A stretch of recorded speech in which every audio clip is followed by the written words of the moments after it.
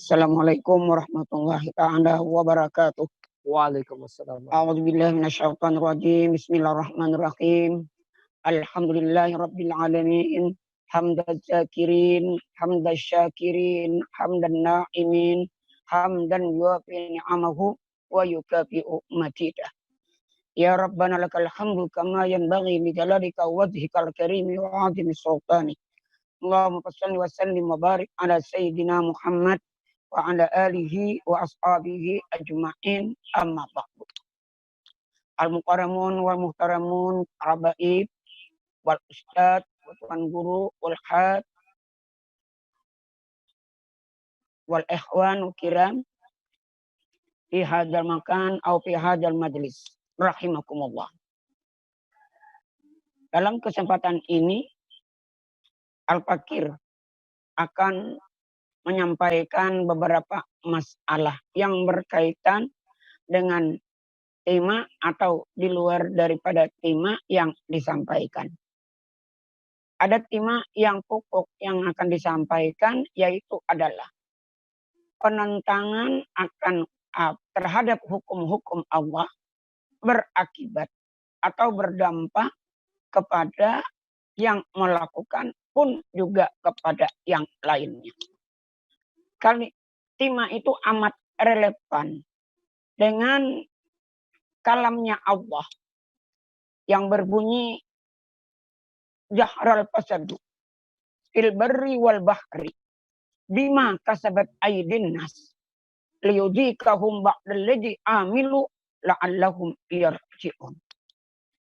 Telah nampak kerusakan di daratan dan di lautan akibat perbuatan manusia. Kemudian dirasakan kepada mereka agar mereka kembali. Allah akan menghentikan ajabnya atau dampak daripada atau akibat daripada perbuatan mereka itu kalau mereka insaf, kalau mereka sadar, kalau mereka mengakui bahwa perbuatan mereka itu adalah bertentangan dengan apa yang telah ditentukan oleh Allah Subhanahu wa Ta'ala. Karena Allah Ta'ala menyatakan bahwa kerusakan di daratan dan di lautan ini, apa namanya, apa jenisnya kerusakan itu, apakah kerusakan fisik daripada alam kita ini, apakah kerusakan non fisik daripada alam yang kita huni ini, yang kita tempati ini, seperti wabah, penyakit. Wabah, penyakit itu artinya non fisik, tapi menimpa kepada semua orang. Nah, kepada semua orang itu Allah Ta'ala sudah Allah Ta'ala tentukan. Karena mana Allah Subhanahu wa Ta'ala berfirman di dalam surah At-Tariq, kata Allah, was-sama'i wat-tariq was-sama'i wat-tariq.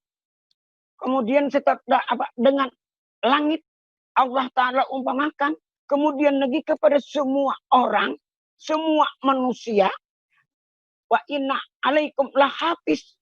Mereka itu ada pemelihara, dipelihara oleh Allah mereka itu dari apa-apa yang ada di dunia ini yang berdampak negatif terhadap mereka ataupun yang berdampak positif kepada mereka.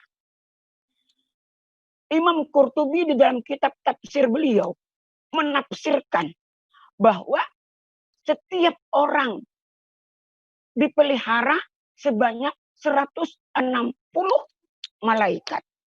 Nah, dengan 160 malaikat itu masing-masing orang sudah ada di pemeliharanya yang diutus oleh Allah Subhanahu wa Ta'ala.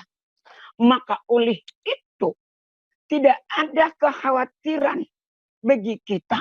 Nah, tidak ada kekhawatiran bagi kita untuk melakukan apa? Aktivitas. Apalagi aktivitas itu adalah bernuansa agama. bernuansa agama, kegiatan agama, di mana tempatnya dilakukan, maka Allah Ta'ala sudah mengutus para malaikat untuk menjaga dan untuk memelihara mereka. Maka oleh itu kepada kita manusia, khususnya umat Islam yang mempunyai keyakinan yang mantap, akidah yang mantap, iman yang mantap, tidak ada kekhawatiran, tidak ada ketakutan dalam hal untuk melakukan aktivitas. Pada masa pandemi COVID-19 atau COVID-19 ini, masyarakat rasa dihantui, ya, rasa dihantui. Nah, siapakah yang menghantui itu kita tidak tahu.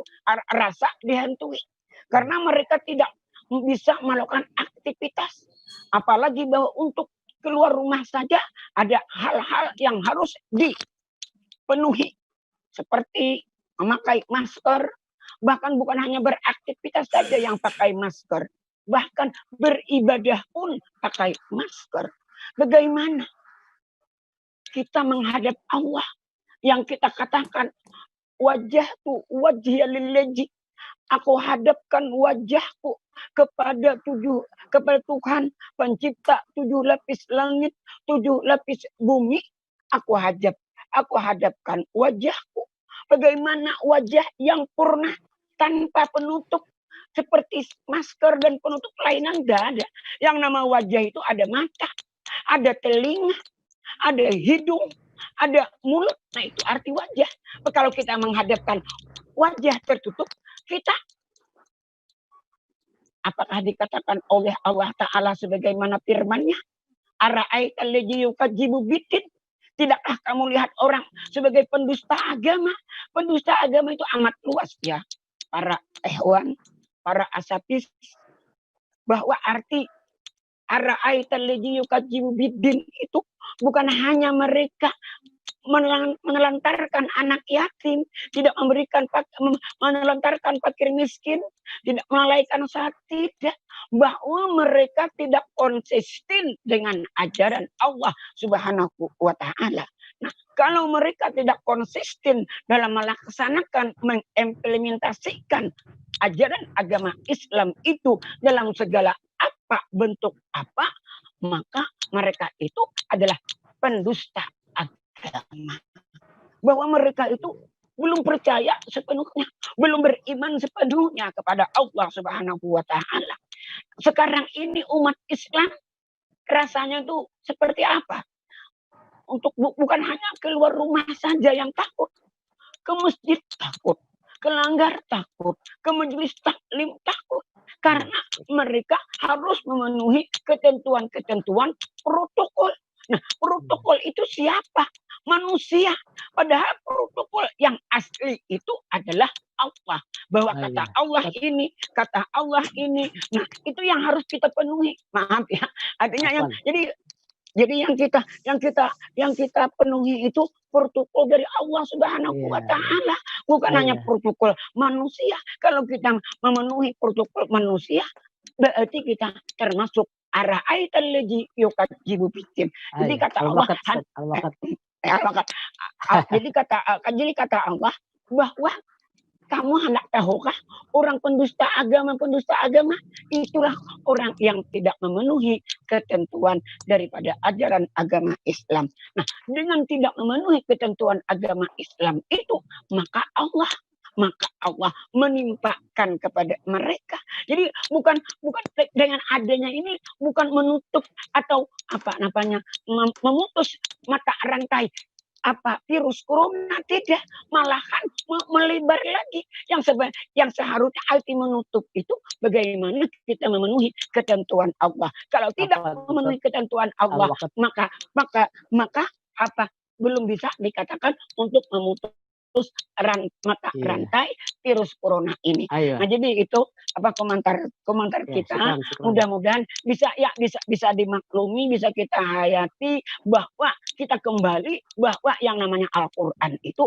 adalah hudan linnas, hudan lil muttaqin. Islam rahmatan lil alamin. Al-Islam yu'la wala yu'la alaih. Islam itu tinggi, tidak ada yang meninggi, tidak ada yang melebihi, tidak ada yang lebih sempurna daripada agama Islam. Yang walaupun bahwa agama Islam, agama samawi ini, agama ardi ini, akan tetapi bahwa Islamlah yang benar di hadapan. Iya. Syukran Ustaz. Itulah yang dapat yang kita komentari dalam pertemuan kita ini. Mudah-mudahan ada hikmahnya kepada kita, dapat kita ambil. Demikian yang dapat kita sampaikan. Hadallahu wa iyyakum ajma'in wal afu minkum. Assalamualaikum warahmatullahi taala wabarakatuh.